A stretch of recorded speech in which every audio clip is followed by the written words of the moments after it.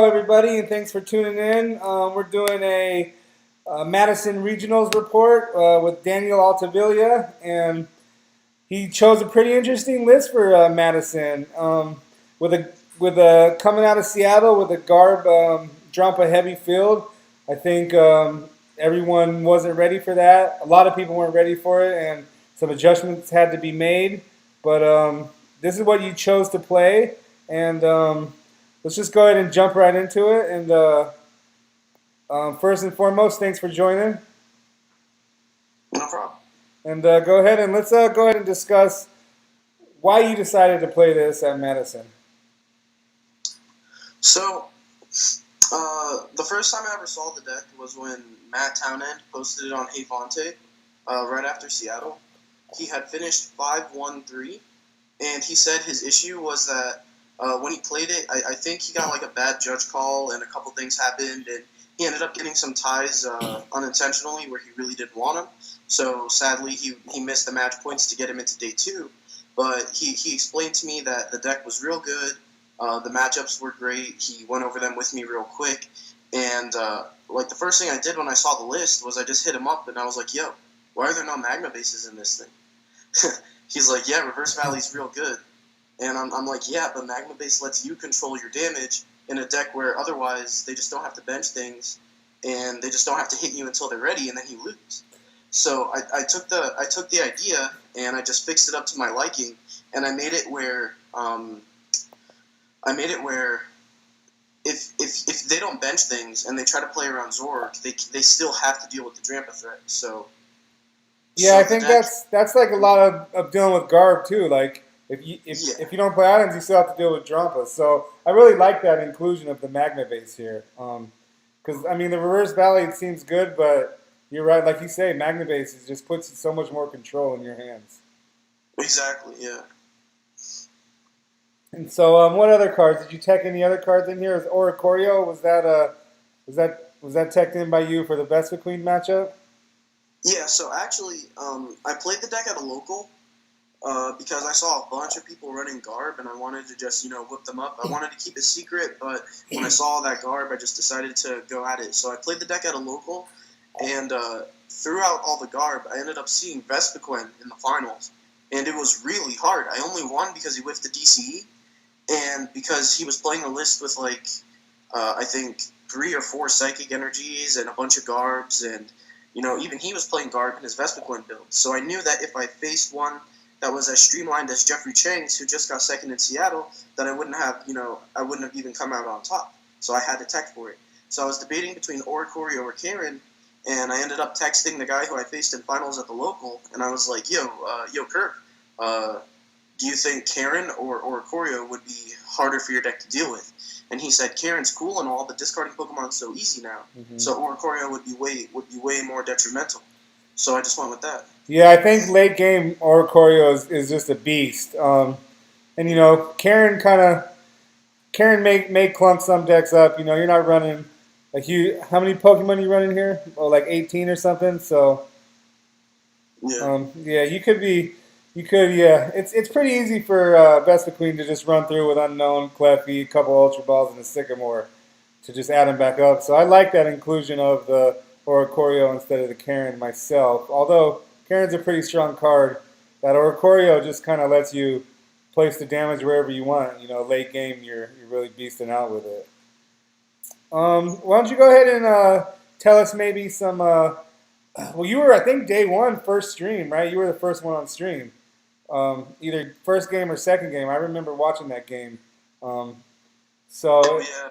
It was pretty cool, like right off the bat, like to see you going at it with this deck and just how you were maneuvering around. So go ahead and just give us a summary of maybe a couple key matchups that you might have had and how you think you played them right or wrong. All right. Well, I mean, I guess the most relevant ones right now would be my matchup against Vikavolt Tapu Bulu and Volcanion. So basically, what happened with the Vikavolt deck? I faced it round 5, I believe, and the way that deck worked I was just surprised that, I didn't expect something like that to really be at the tournament because, like, I guess everyone was in the same mindset that Lurantis was the best partner for Tapu Bulu. So when I saw Vikavolt able to charge one up every turn, I thought, well, how am I supposed to deal with this deck? This matchup seems very difficult because, they're just one-shotting all my guys for 120. They don't even have to discard their energies, and if I ever bring up a Drampa, then they just one-shot it, and they're fine with that. So when I ended up facing it, it turns out what you do is you just swarm Zorgs on them. You get out the Zoroark break, and you can use not Mind Jack, but you can use Foul Play for 1 dark, and you can copy their second attack, the 120 attack, Yeah. discard your 1 dark and hit 180 naturally. You don't even need a choice band. But another thing you can do is with 1 choice band, you copy their GX attack, and you can heal yourself fully if that's ever going to be relevant. I don't think so. But you can heal yourself fully, and you don't have to discard your energy either. Yeah, it's pretty good. I played Tapu Bulu Vikavolt on Sunday at my League Cup, and I faced 2 Drampa Zoroark, different build obviously, and I faced a Zoroark Umbreon. So literally, I just had the worst matchups. I basically tied all the Zoroark matches, and that's what they did. It's tough because you're having to discard your energy to knock out the Drampa if they choose to play that, or you can play and knock out a Zoroark for 120. But they just come up and they discard 1 dark energy and hit you for 180, and it's just like so easy for them to get 1 more dark energy on next turn or rush in with 1 that's already charged up. So the card seems a little more busted, and I mean it's not busted at all, but it's crazy like how relevant it just super became again. Like we saw a little surge of it for a while, and it faded, and boom, it's back, and it's beastly. Yeah, it is. So and why the special charge? So the original list had I believe he played 2 Stretcher, 1 Super Rod, and when I saw that, I asked him about it, and he said, well, it's just important to always have constant Zoroarks. But when I'm thinking about it, if you have constant Zoroarks and you only have 4 DCEs, how often are you really going to be using Mind Jack each game? Only 4 times? And how many times is only 4 Mind Jacks going to actually end the game for you? Especially sometimes when you have to Sycamore away a DCE, you only get 3 Mind Jacks in a game. Or, 1 Drampa, 2 Mind Jacks. There's so much that could go wrong.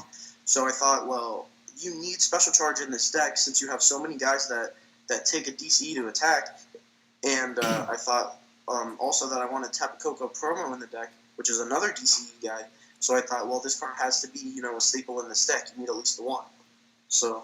Yeah, I think it was a really good inclusion, and I mean, my Pokemon mind is not as good as your Pokemon mind, but I mean, you summed it up pretty well, and it makes a lot of sense hearing you talk about your reason for including it. And how was Tapu Koko in this deck? Did he do his job for you?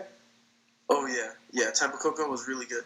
So I actually ended up facing probably the only Gyarados in the room, round 4, and he definitely did his job there. Yeah.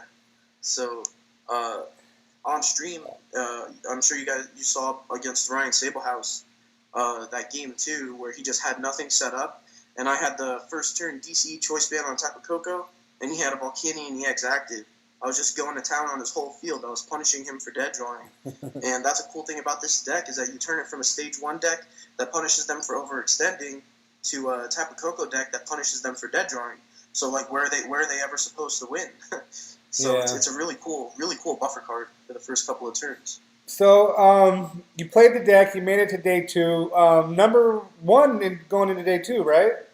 Yeah, first seed. Yeah, first seed going into day 2.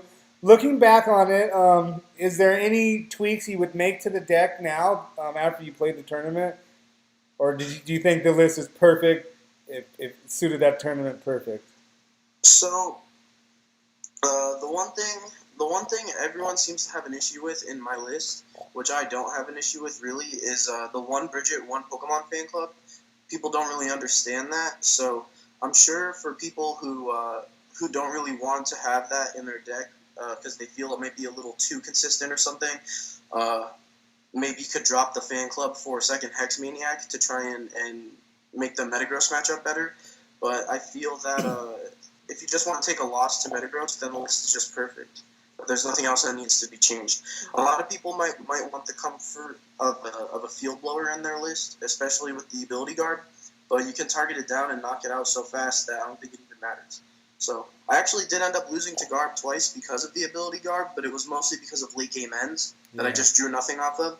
And I even without even with abilities, I would still not have been able to draw out of those. So in hindsight, I think the list is just fine. That 60 was the play, and I think it still will remain the best 60 to use. And so, yeah, like you said, Bridget and Fan Club. It seems like, I mean, they just seem like they're both really good cards. And what was the reasoning of like putting both of them together in this deck? So the original list that Matt posted on Hey Fonte, he had 2 Bridget, and I asked him about it. I said, "Hey man, you don't think that's excessive?" And I said, like, in best out of 3, you're not going to prize it all 3 games, right? Like the odds of that are too small. And he's like, "Yeah, but having a turn 1 is so huge in some matchups because, like I told you earlier, getting the Zoroark break stream is so big in a lot of these matchups." So after actually testing the deck, I realized, yeah, you need 2 Bridget. So I had that, and then I realized, wait, what am I doing? If I'm going to put in Magma Base into this deck, I want a way to bench my Pokemon from my hand. So I went with 1 Bridget, 1 Fan Club.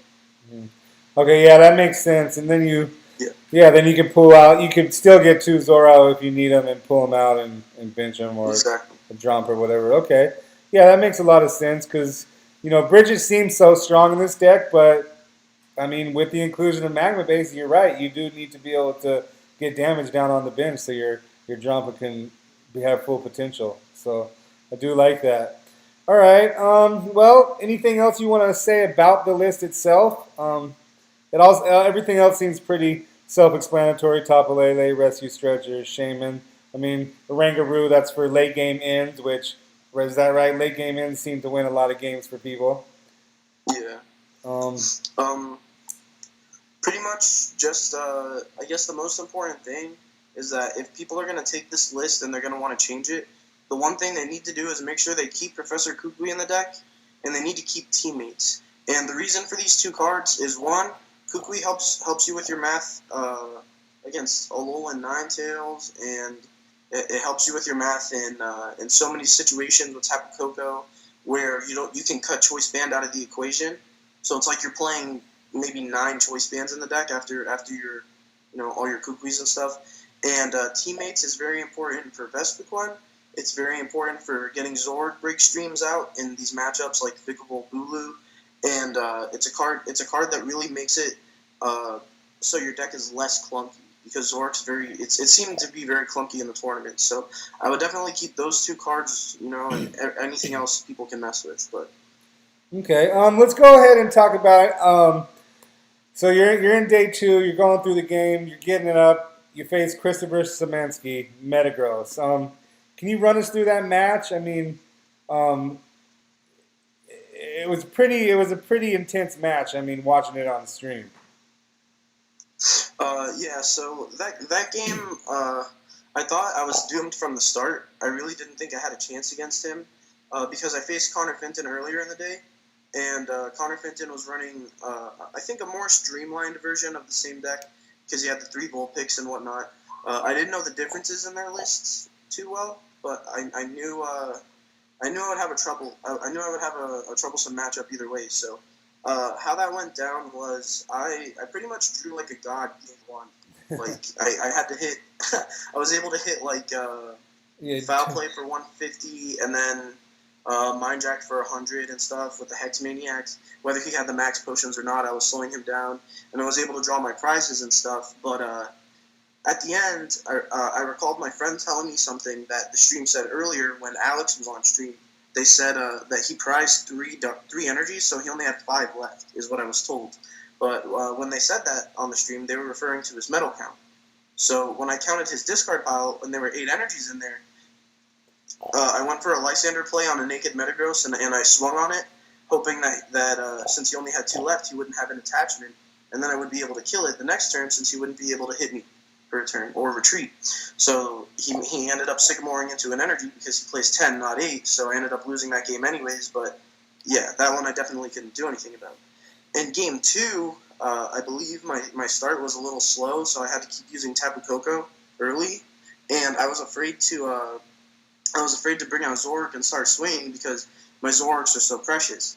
He can one-shot Drampa and take 2 prizes, or we could just have a war, like an attack war, to see if I run out of hexes before he runs out of max potions.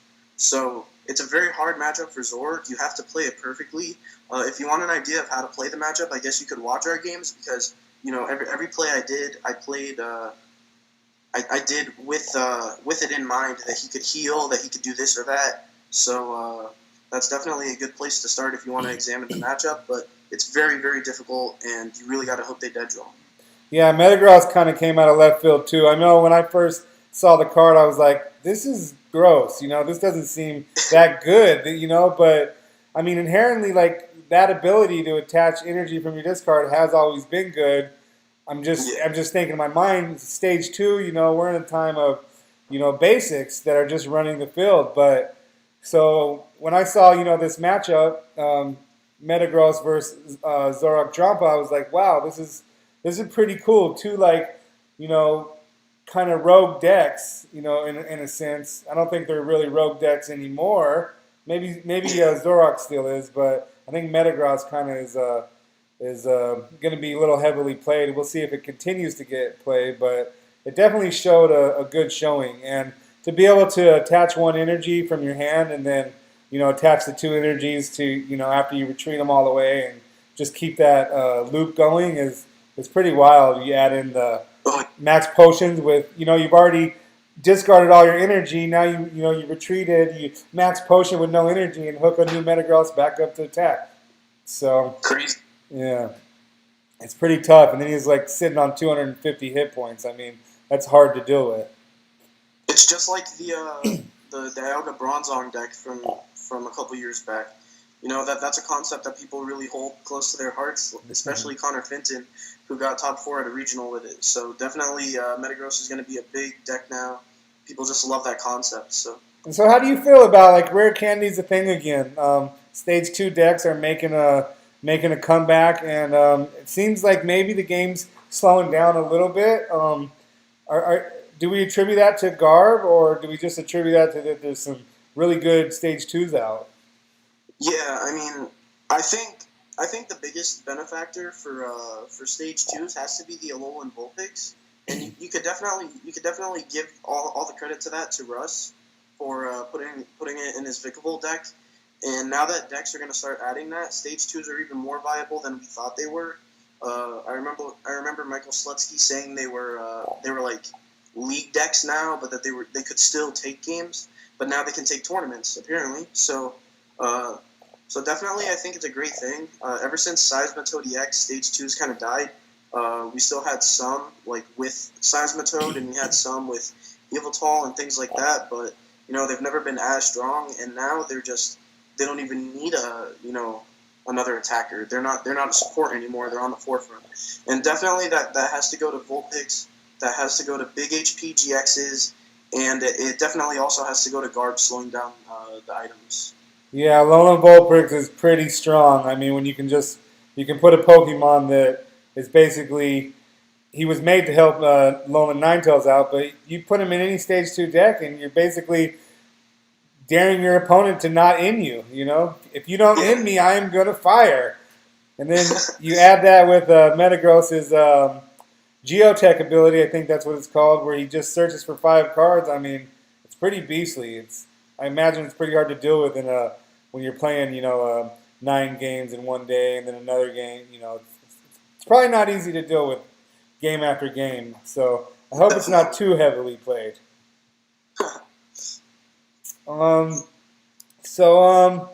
Yeah, unfortunately you didn't make it through that game. I was rooting for you, man. I think a lot of people wanted to see you get up there and get into the final game. That would have been cool to see you and Vespiquen go at it. Yeah, but, it's an interesting matchup for sure. Yeah. So, you plan on going to Mexico this coming up week? Yeah, so I'm gonna try and float it by my sponsor and see if I can get flown out there, and if so, then I'll definitely show up. All right. And what are you expecting to see from the meta? Are you expecting a diverse meta like we saw over in Seattle, or are you expecting Garb to show back up in numbers, or what do you think? So it's kind of hard to say, but one thing I do know is that Metagross definitely is going to be bigger now, and that the Zoroark deck is probably going to be scared of Metagross. So I think we're also going to end up seeing Flareon. So along with Flareon, we'll end up seeing fire decks like pretty much I guess just Volcanion is the only viable fire deck right now, and with that also we'll have Vespiquen. So let's see. Vespiquen, Flareon, Volcanion, what else beats Metagross? I guess Mega Ray, and then Metagross itself will be there. I think the meta is definitely going to start like leaving Garb, because like let's face it, like all the decks that go toe to toe with Metagross just smash Garb now. So I think Metagross is going to be one of the top tier decks. I think Vespiquen's going to have a target on its head. We're going to see more Oricorio, more Karen. And I think Mega Ray is going to have a chance to get big again with Garb getting booted out of the format. And so going forward, if you're playing Garb, are you think the play is the evolution type with Espeon, or you're just Garb's going all together? It's just not as strong as a play now that we've figured out how to maneuver with a low and Volapix and make these two-stage decks stronger. Well, the thing about Garb is that these like degenerate, like hateful kind of decks that kind of punish your opponent for overextending and stuff, such as Garb, players always want to play them. Especially players who translate over from like Yu-Gi-Oh and stuff. They always want to play BDIF, and they don't realize that Garb isn't BDIF anymore. So definitely, I expect to see some Garb at the tournament. I don't expect it to be as big as it was in Seattle, and I definitely don't expect it to be even as big as it was in Madison, because there wasn't much. There was one in top 8, which surprised me, but and with that being said, I feel that yes, Garb has to switch away from Drampa, and it has to go to the Espeon, if nothing else, just for the 20 HP, because that's so relevant right now. 180 is like everybody's perfect number right now. So 200 is going to be, very relevant. Yeah. All right. Well, it's just almost going to wrap it up here. Maybe just a little couple personal questions. Maybe. I'm new to the Pokemon community. I've been playing since the Sun and Moon era, so not very long. But I'm really enjoying the game. How long have you been playing? I know you have a 2014 regionals. And I started the game back when I was like 6 in 2004, and I've been playing competitively since 2005. Haven't ever really taken a break. Yeah, that's pretty cool, man. I can only hope to say that I put many years into the game. I've been having a lot of fun. The community is very open and fun and helping, and it's great to like be a part of it and feel a part of it and be welcomed, and everyone helps everyone. There's some mean people here and there, but there is in every community. There's some trolls out there, but for the most part, I've been having a lot of fun, and it's great, and I just can't wait to continue to play Pokemon for many years. I've learned what the cards do. I just have to figure out how to play them now. So, yeah, for sure. Anything you want to promote? A Twitter, Instagram, anything like that? Definitely. I'd like to just give a shout out to Pro Play Games, my sponsor. If anyone wants to buy cards or anything, go to pro-playgames.com and definitely get all your cards from there. Shout out to 60 Cards and to Cutter Tap. They're definitely the best article websites. And I guess that's it. If players want my Twitter or my Instagram, they could get it through 60 Cards or Cutter Tap. I post all my info on there.